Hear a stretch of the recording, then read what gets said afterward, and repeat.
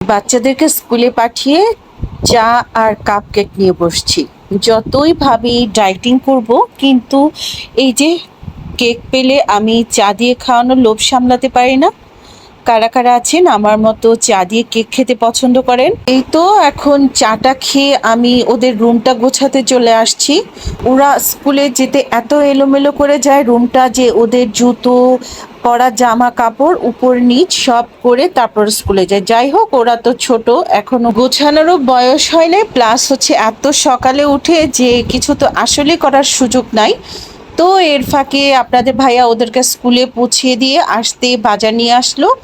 আমি প্রতিদিনই মোটামুটি আমার বাজার সদাই বাসায় আসে, যে একসাথে অনেক বাজার করব তা হয়ে ওঠে না, টুকি টুকি বাজার করতেই থাকে। তো এখন আমি বাজারগুলি বের করে আমার হেল্পিং হ্যান্ডকে বললাম আমাকে লাল শাকটা কেটে দিতে, আর আগের দিন খাসির মাথা আর কলিজা নিয়ে আসছে, তো মাথা তো কাটাই থাকে, আমাকে কলিজাটা কেটে দিতে বললাম। এর ফাঁকে আমি ভাত বসিয়ে দিলাম।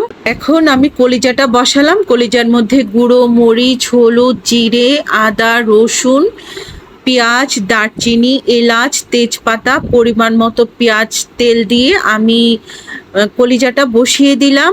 কলিজার সাথে একটু পানি দিয়ে দিয়েছি। এর ফাঁকে আমাকে আমার শাহানা লাল শাকটাও কেটে দিল।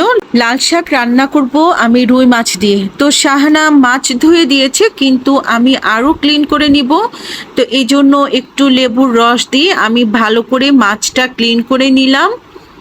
আসলে আমি মাছ রান্নায় একটু খুঁতখুঁতে আছি। মাছের এই যে পরিষ্কার পানি না বের হওয়া পর্যন্ত আমি মাছ ধুতে থাকি।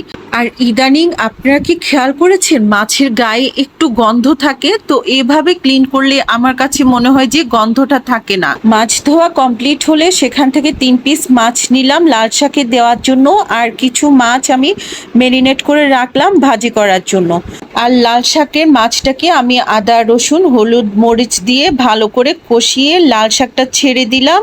আর আমি লাল শাক প্রথম আঁচে ঢাকনা দিয়ে রাখি এবং চুলার ফ্লেমটা একদম হাই ফ্লেমে রাখি। দেন ধনেপাতা দিয়ে দিলাম। আর লাল শাক হতে কিন্তু বেশি সময় লাগে না। দেখেন আমার লাল শাক রান্না কমপ্লিট, আর কালারটাও কিরকম লাল টকটকে রয়ে গেছে। আর সেই যে লাল শাক বসানোর আগে মাছ ম্যারিনেট করে রেখেছিলাম, হলুদ, মরিচ, আদা, রসুন, একটু জিরে দিয়ে আমি মাছটাকে ফ্রাই করে নিলাম। তো ভাজি হতে হতে বাকি যে মাছটা আছে এগুলি আমি ভালো করে ধুয়ে নিলাম। অনেক আপুদের দেখে এই পর্যায়ে মাছগুলি আপুরা ফ্রাই করে রাখে, কিন্তু আমার হাতে এত সময় নাই। তো আমি মাছগুলি এভাবে ধুয়ে একটু পানি দিয়ে ফ্রিজ আপ করি, দেন মাছগুলি কিন্তু ফ্রেশ থাকে। আর এতগুলি মাছ একদিনে এত লোড নেওয়ার আমার কাছে মনে হয় কোনোই ফায়দা নাই। প্রতিদিন একটু একটু ভাজবো, আমার কাছে সেটাই বেটার মনে হয়।